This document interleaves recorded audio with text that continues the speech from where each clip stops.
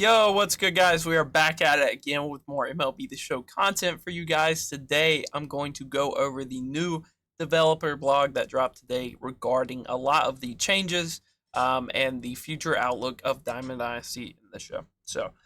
If you guys enjoy the content, a subscription would be huge as we close in on the release date of MLB 24, looking to have a very big year on the game.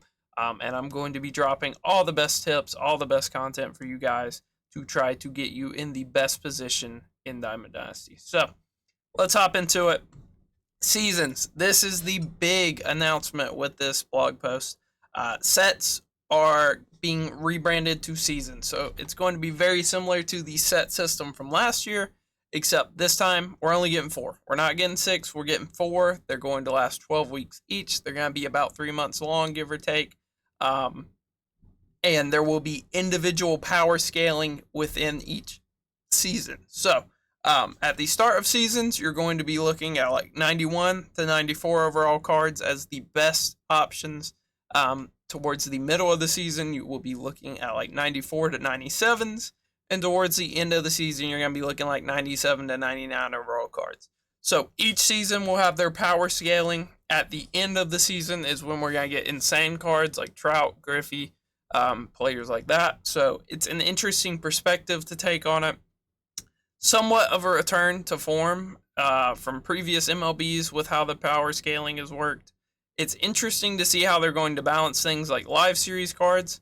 I would hope Mike Trout and Ronald Acuna aren't going to be 91 overall cards. That would be insane. Mookie Betts, Aaron Judge, all those cards should be higher than 91, especially if they want to make them usable and make live series relevant again. So that's an interesting perspective, right? Mike Trout could be super usable day 1 of the new season into like the middle of the season, and then he could become very useful again come season 2. So it's interesting. I think it could bring back live series. It could make live series great again, basically. So that would be cool. Team Affinity will be dropping 3 times a season now. That's kind of crazy. It says in here that the grind will be shorter. I don't know if you wait and save it until all 3 Team Affinities come out, if it will be shorter. It'll probably be longer, I would imagine. So do those as they come out. That will be probably your best way to go about doing that.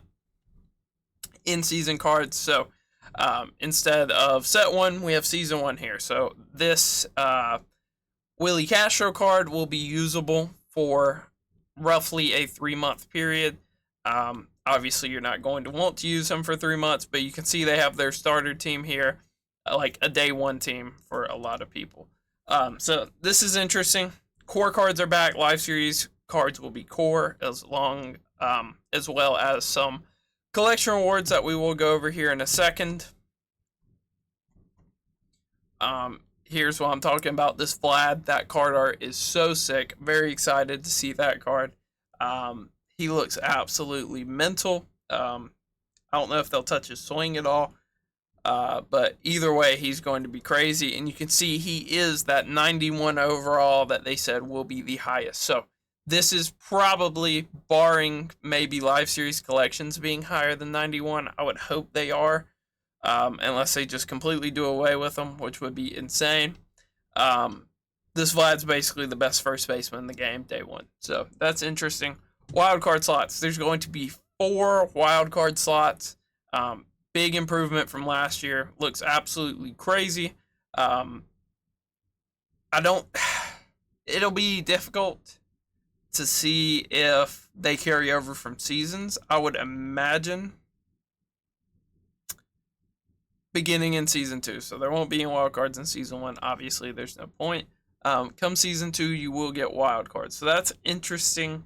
I don't know how important that's going to be, really, because probably 2 to 3 of those slots are going to be on 99 overall cards that everybody uses. So I don't think it's going to lead to too much lineup variation. You're probably looking at like, oh, well, got a wild card Chipper, got a wild card Mickey Mantle, got to a wild card an Ellie or an Adley, and then maybe you use that last slot on somebody that you really like from the last season. So I don't think that's going to shift the meta. I don't think that's going to shift people's teams. I think you're going to see a lot of the same teams probably. You can see this Joe Mauer here. So he is a season 1 card. So I don't know if this is going to be a boss card or something. It would be weird to see season 1 cards go into this collection to get this core Vlad. But I don't see where else that card would come from. Cornerstone cards. So this is a cool announcement. At the start of every season, you're going to get some free cards, some free packs. To kind of help you kind of jumpstart yourself. So again, that kind of goes back to the turnover of seasons. A lot of people quit because they felt like it was too much to regrind and get cards back. This way, you're going to get some free cards. You're also going to get some free live series cards. I think it's going to give you a bundle that gives you like 5 packs. So hopefully that kind of balances out the price of live series. And it will probably get slightly progressively cheaper as the seasons go. So, you can see you're going to get some of these cards for free. I don't know if this is all of the options. They said, here's a peek. I don't know if they're just showing all of them or if there will be more options than this. Looks kind of crazy, especially when you're thinking the highest overall cards are going to be like 91s. This Senga is going to be gross. This Maddox will be pretty good on higher difficulties. This Buxton's going to be pretty tough. So, a lot of interesting picks here. Seasonal starter packs, this is what I was talking about. You will get some free packs at the start of every season. Maybe you get lucky. Content schedule update. I already went over that for you guys. It's going to be 4 12-week periods are going to be kind of the game cycle. And then each one will be kind of divided into thirds and have its own power scaling. So we can see we are getting an XP path here. I don't see any boss packs. You can see we are getting an individual card here. I think that says 85 overall, so that's pretty low for 100 and probably 40,000 XP. Couple ball-ins, couple pitcher captains, so this kind of confirms that captains are going to be back, for better or for worse. We'll see how they implement the captains. That's interesting. You can see up here, this red player pack. Is that a boss pack? Probably. I think that is the traditional kind of design that you see on the boss packs for each season. So there will be bosses. Sellable rewards. It says ranked programs will feature sellable rewards. What does that mean? Does that mean like the program will be sellable? I would hope that's what that means, and they're not kind of rebranding from last year. I think basically what this means is a return to form from like a year ago, or from the first season of this year, where program rewards were sellable.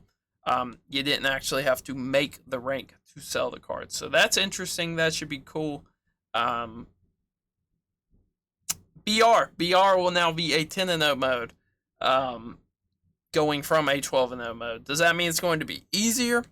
Depends on how the matchmaking kind of shapes out. If they change the matchmaking to reflect that there's only 10 games instead of 12 now, then it might be the same difficulty, if not harder.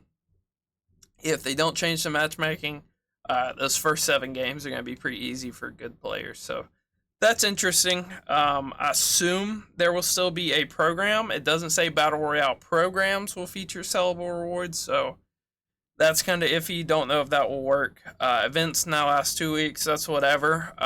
It says giving you more times to earn those rewards, but if it's a 2-week event, I feel like the win requirements will probably be higher for certain cards. So who knows? Who knows how that's going to work?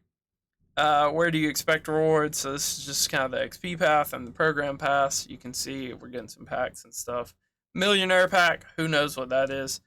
It also says single player. Guys that only play single player will be able to get more or less the same rewards as guys that play the multiplayer modes. I don't see how that will ever be the case, or why they would necessarily want it to be the case, because, is there going to be exclusive cards to single player? I don't know. I don't know how that's going to work. It's an interesting idea, but I think in practicum, it's not going to be insane. So you can see we're getting kind of a launch release date type thing. kind of a roadmap showing you when each chapter of each season will come out. So that's interesting. They showed some early Team Affinity bosses for each team. New legend, Brian Dozier. That made me chuckle a little bit. It's very liberal with the term legend. He was a great player, and I remember watching him a lot as a Tigers fan, and I really liked him. And he had a couple year stretch where he was arguably the best second baseman in baseball. But I think legend's kind of a stretch. Pioneer is a better word because he was one of the first real power hitting second basemen. So fun card. If I remember right, his swings in the show were always pretty good. So should be a fun card. If these are his stats, it says attributes are not final. They may change. They probably won't change a lot.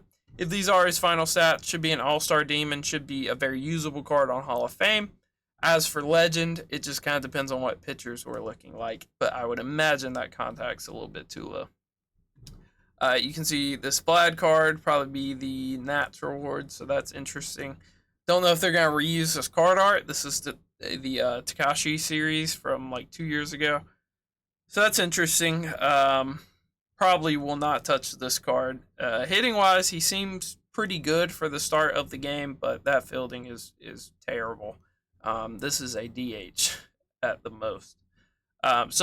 Team Affinity rewards, they said each chapter will not take as long as like the main Team Affinity has in the past, but I would imagine if you let these add up and you don't knock these out as they come out, you're going to have an insane grind on your hand. I don't think they're being entirely truthful with this. I think if you wait and you let all three of these build up and then you try to knock them all out at one time, you're probably going to be looking at a longer grind than previous years. So that will not be fun for people that wait to do them.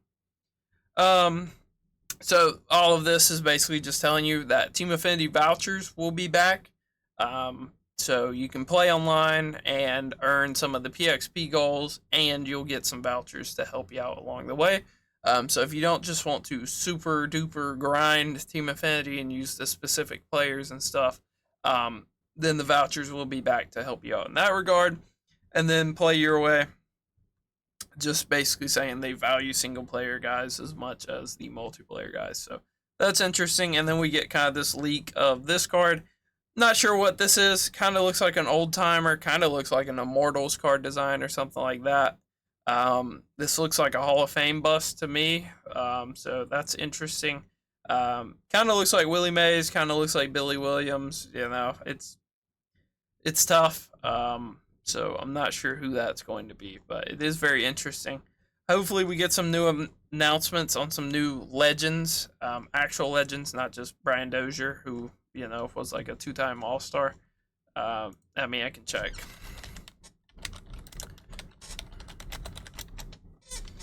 Baseball reference for Brian Dozier. You can see 244 average, 192 home runs. Again, legend.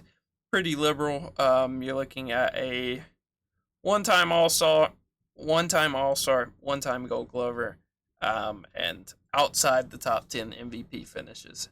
Has some very good years.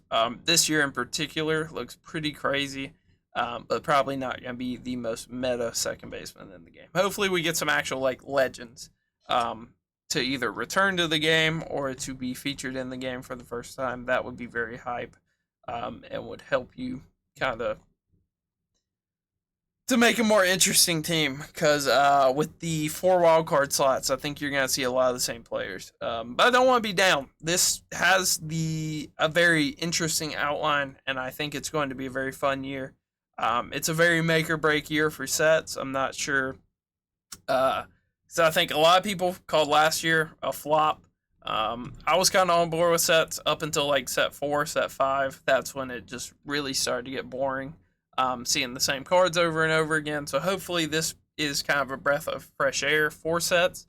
If sets or seasons, whatever you want to call it, flops again this year, I think it's dead and they'll go back to the previous formats. But it looks cool. It looks cool, and I'm really excited for the game.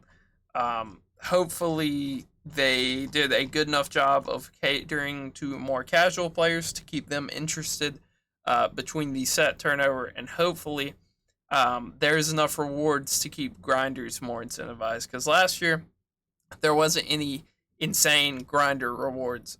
All the collections were relatively easy to do.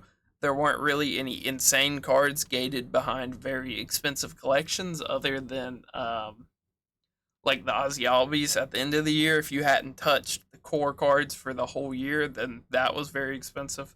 But really, there was no insane grinder reward. So hopefully, we kind of get a return to form. And I think we will, because this Vlad's going to be very expensive to do early on in the game cycle. And you're not going to see too many people with that card. So it should be interesting. I'm excited. We're getting close. We're going to get even more info probably leading up to this premiere, and then this premiere will probably show us a majority of the content of the game. So I'm looking forward to it. I'm looking forward to informing you guys on the best ways to go about the grind, how to get better at the game. But we got a little bit longer to wait. We have about 16 days, 16, 17 days until the game's out. So till next time, guys. Peace.